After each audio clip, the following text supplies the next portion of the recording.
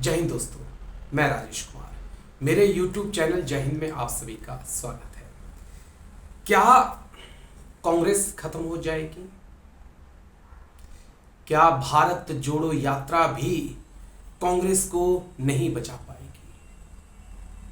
क्या प्रधानमंत्री मोदी का कांग्रेस मुक्त भारत का सपना पूरा हो जाएगा? और क्या वाकई में बीजेपी कांग्रेस को खत्म कर देगी या कोई और है जो कांग्रेस को खत्म करने जा रहा है? आप बोलेंगे कि आज ये सवाल क्यों? दरअसल दोस्तों, किसी भी पार्टी को सरवाइव करने के लिए, किसी भी इंसान को सरवाइव करने के लिए सबसे ज्यादा जरूरत आज के वक्त में पैसे की होती है। बिना पैसे के आप सरवाइव नहीं कर सकते हैं। आप बिना पैसे के चुनाव नहीं लड़ सकते हैं। आप बिना पैसे के चुनाव नहीं जीत सकते हैं। आज आप कहीं पर भी चले जाइए, होर्डिंग बोर्डिंग, अपने प्रचार करना है, अपने वोटरों को रिझाना है, वोटरों को लाना है, हर चीज के लिए पैसे की जरूरत होती है। अब आप बोलेंगे कि क्या कांग्रेस के पास पैसा नहीं है? यकीन मानिए, पिछले 70 सालों में ऐसे हालात कांग्रेस ने नहीं देखे जो हालात इस वक्त उनके सामने खड़े हैं। दरअसल कल एडीआर की रिपोर्ट सामने आई है। एडीआर वो संस्था है जो राजनीतिक पार्टियों को मिलने वाले चंदे की जानकारी जो है वो हम और आप तक पहुंचाती है। इस एडीआर रिपोर्ट में जो कहा गया है वो चौंकाने वाला है। जो भी बॉन्ड के तौर पर पैसा मिला है, जो भी चंदा मिला है, उसमें से 72% सिर्फ और सिर्फ बीजेपी को मिला है। यानी कि अगर चंदे के 100 रुपए तमाम देश की राजनीतिक पार्टियों को मिले हैं तो उसमें 72 रुपए जो हैं, उस 100 में से 72 रुपए सिर्फ और सिर्फ बीजेपी को मिले हैं। यही कारण है कि प्रधानमंत्री मोदी के रोड शो, रैलियों में बीजेपी के नेताओं के होर्डिंग बोर्डिंग आपको हर जगह मिल जाएंगे, क्योंकि जमकर पैसा बीजेपी के पास आ रहा है और विपक्ष के पास सिर्फ 100 में से 28 रुपए और अकेले बीजेपी के पास 72 रुपए जा रहे हैं। यहीं से आप अंतर समझ सकते हैं। लेकिन बात बीजेपी की नहीं है दोस्तों। इस एडीआर रिपोर्ट में जो कहा गया है वो चौंकाने वाला है। कांग्रेस को जो डोनेशन मिली है वो आम आदमी पार्टी, समाजवादी पार्टी से भी कम है। रिपोर्ट कहती है कि बीजेपी को 351.50 करोड़ का चंदा मिला। ये बीजेपी को मिला, लेकिन अगर कुल चंदे की बात करें जो तमाम राजनीतिक पार्टियों को मिला है तो वो 487.9 करोड़ मिला है और इसमें से 351 करोड़ बीजेपी के हिस्से में जाता है। यानी कि तकरीबन 72% चंदा जो है वो बीजेपी के हिस्से में चला जाता है। कांग्रेस की बात करें तो इस साल सिर्फ कांग्रेस को 18 करोड़ 44 लाख रुपए मिले हैं। कहां 351 करोड़ रुपए से ज्यादा, कहां 18 करोड़।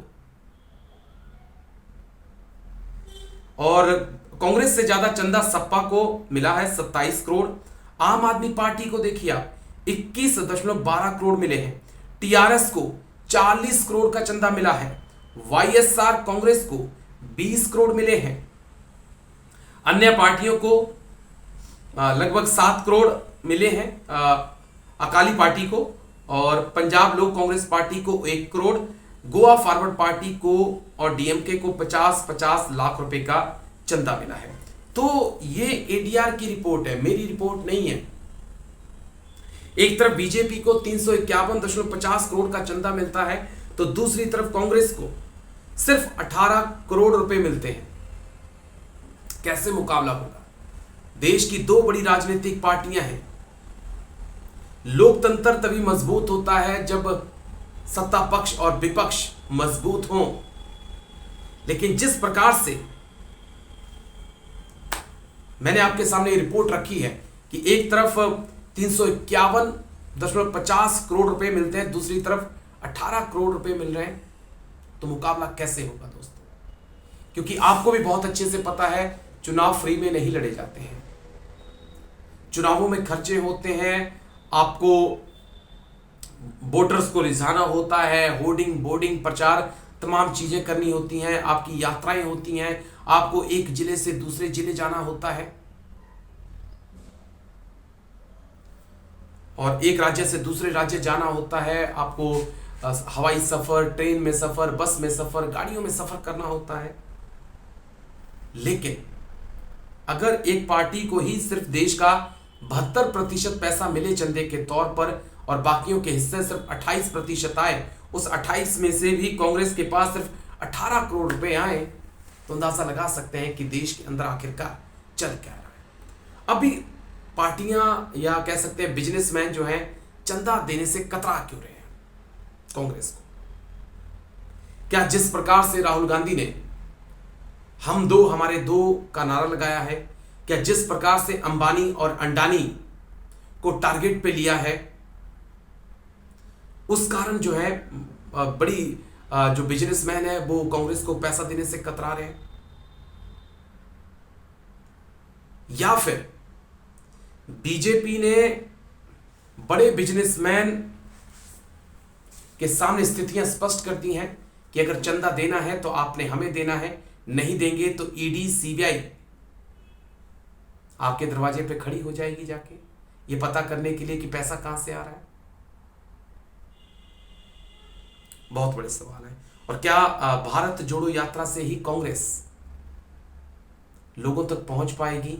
क्या आने वाले वक्त में इस देश में चुनाव जीतने के लिए पैसे की जरूरत नहीं होगी?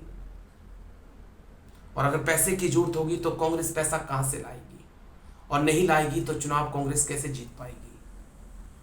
बहुत सारे सवाल हैं दोस्तों। और ये जो हाल है पिछले अगर आप 7-8 सालों में देखें तो बीजेपी दुनिया की, हिंदुस्तान की और दुनिया की सबसे अमीर पार्टी बन चुकी है। यानी कि कांग्रेस से कई गुना ज्यादा पैसा बीजेपी के पास है। पैसा आ कहां से रहा है? कौन दे रहा है? क्यों दे रहा है? क्या कॉरपोरेट और सत्ता पक्ष के बीच में कोई साठगांठ चल रही है? और क्या अगर कांग्रेस ने अपने शासनकाल में किया होता तो बीजेपी खड़ी हो पाती? क्या कॉरपोरेट को इस प्रकार से दबाया गया होता तो क्या बीजेपी को इतना पैसा मिल पाता कि वो चुनाव लड़ पाती? शायद यही परिस्थितियां हैं जिनको राहुल गांधी बहुत अच्छे से समझ रहे हैं कि बड़े राजघराने, बड़े औद्योगिक घराने उन्हें पैसा देंगे नहीं, बीजेपी उनकी आवाज लोगों तक पहुंचने नहीं देगी। यही कारण है कि उन्होंने भारत जोड़ो यात्रा को चुना है और सड़क के रास्ते वो निकल पड़े हैं लोगों से संवाद करने के लिए। लेकिन क्या ये काफी होगा? और क्यों देश के बड़े औद्योगिक घराने जो हैं वो सिर्फ एक ही पार्टी को पैसा दे रहे हैं? क्या उस पैसे के बदले में उन्हें कोई प्रॉफिट उस पार्टी की तरफ से दिया जा रहा है? चलिए जो भी है, लेकिन इतना जरूर है कि जो आंकड़े ये बता रहे हैं तो यही बता रहे हैं कि अगर यही हालत रही तो शायद कांग्रेस को बचाने वाला कोई नहीं है। आने वाले वक्त में कांग्रेस अपने आप ही खत्म हो जाएगी, क्योंकि पैसा होगा नहीं तो लड़ोगे कैसे? लड़ोगे नहीं तो फिर जीतोगे कैसे? या फिर कांग्रेस देश के अंदर एक नया राजनीतिक माहौल पैदा करने जा रही है जहां पर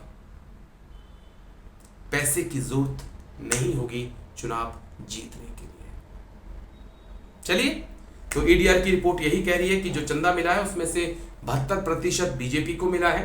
कुल चंदा मिला है 487 करोड़, इसमें से 351 करोड़ बीजेपी को और सिर्फ 18 करोड़ कांग्रेस को। आम आदमी पार्टी, समाजवादी पार्टी ही कांग्रेस से काफी आगे है।